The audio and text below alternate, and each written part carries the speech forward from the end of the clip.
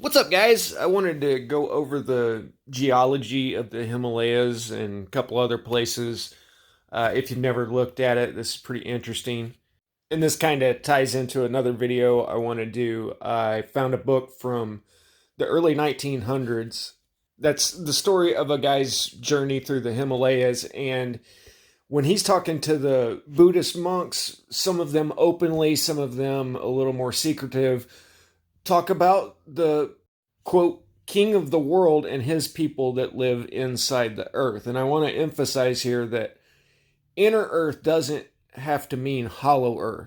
You've probably seen this with the central sun. And I mean, there was even a guy wrote a book like in the 1700s calling it the smoky god because it's always hazy and shines all the time. And, this is full on hollow earth theory, but it doesn't have to be hollow in order for there to be an inner earth civilization. In our modern time alone, under the guise of the Cold War, we've built who knows how many miles of underground networks. They've made a bunch of DUMBs, deep underground military bases.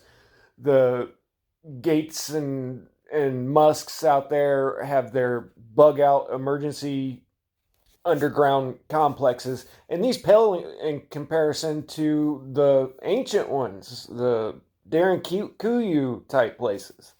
So underground cities are basically as old as mankind, and at the upper levels of Buddhism, they say that people went underground 50,000 years ago to escape a great cataclysm, and that they rule over the affairs of mankind using Nagas as intermediaries who are part serpent, part human. Sound familiar?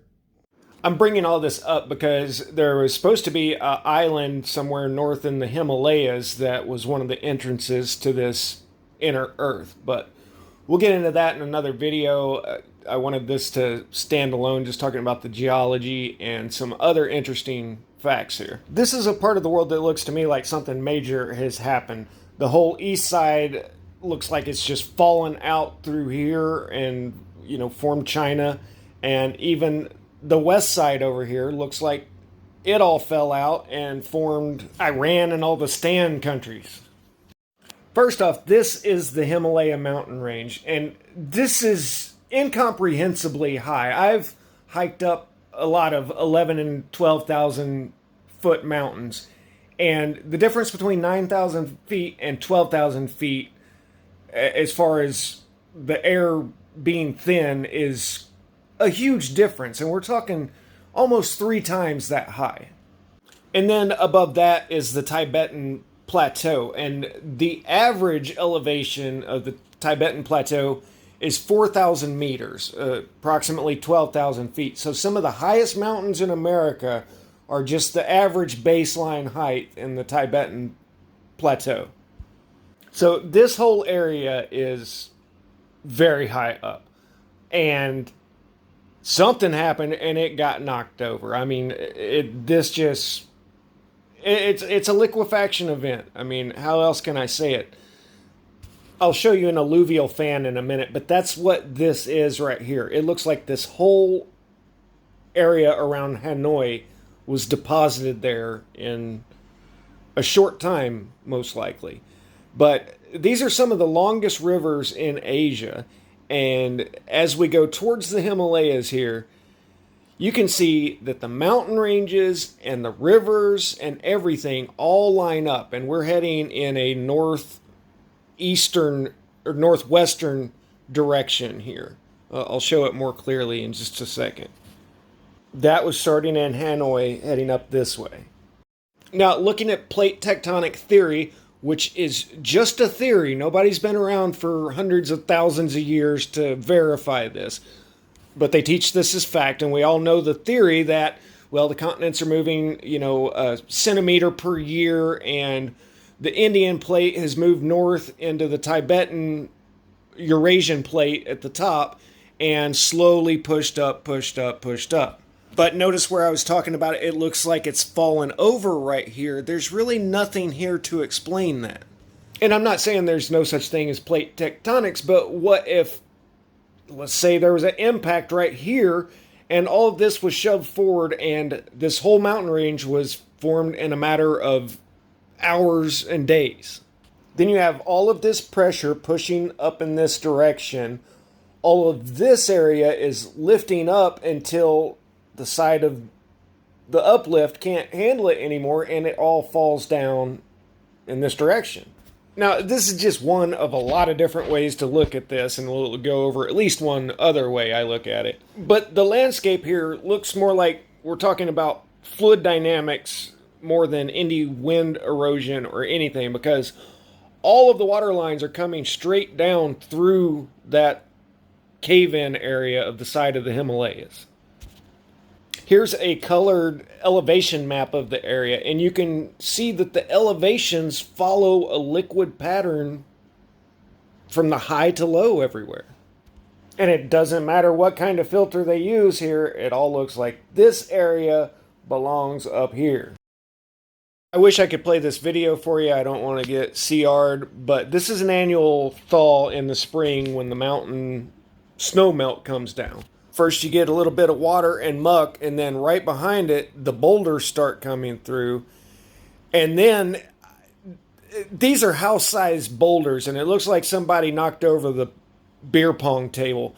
They're just bobbing up and down and floating down the river like ping pong balls. And anyone who has ever been to any river anywhere on Earth has seen these big, huge boulders. That's how they got there. In every situation, these got deposited there in massive flood. So all of these were put here in a flooding event.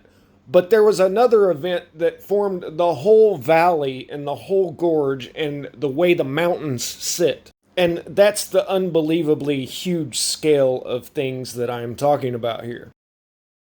I'm sure everybody's heard of Randall Carlson. If not, you need to look into him. But this is from his channel, Geocosmic Rex. And he talks about this alluvial fan at Mormon Point, California. So this is about 2.5 miles wide. And he goes in depth on this, talking about how down below you have the salt bed, sand bed, ancient ocean floor. And how on all of these cliff faces you can see the different levels of the old shoreline. But this alluvial fan deposit that we have here has to have came from after that time, because you don't have floods of debris flowing underneath the ocean.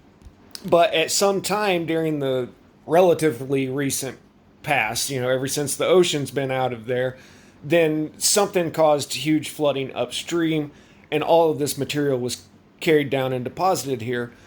And if you look in close at the fan deposit itself, then you got the same ridges and valleys cut out from water since then. The microcosm is a hologram of the macrocosm. Over here is just your basic mountain rocky terrain, and then it's really obvious where the river valleys are here. Now we're looking at a scale of a couple 100 feet across. You can see here where a major river starts forming, which 10-20 feet across at this scale. But there is a major river right there going up into the mountains, and we'll look at the large scale in a second. But, you can see how it's the same thing at close scale as it is at large scale. And you see this has happened several times across this dried out bed. Now back over to Asia, and you can see that this triangle right here is all alluvial deposits. I'll guarantee you that's really rich, good farming soil there. Now, we know for a fact that what I was showing at Mormon Point, California, was caused by debris and water all moving in conjunction and leaving deposits behind. You see the exact same thing here with the rivers. Yeah, I mean, it's the exact same thing. I'm not good at trying to sound smart and giving scientific explanations, but this is just one that, don't believe your eyes, because it's easy to see, Here, maybe I can do this and not get in any trouble. That is a minor liquefaction event. to just look at how much debris is in there. That's like cement rolling down a mountain.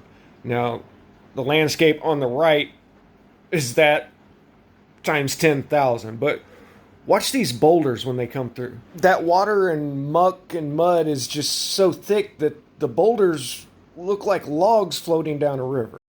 Now, we've got the exact same situation to the west of the Tibetan Plateau here, to where if this was a smaller scale and that was hundreds of feet across, no one would think twice about that being a mud flow that formed all that. But since we're talking about an area that's thousands of miles across, then it's inconceivable. But I mean, we're talking about mountains floating down through there the same way that those huge boulders were floating down on the smaller scale.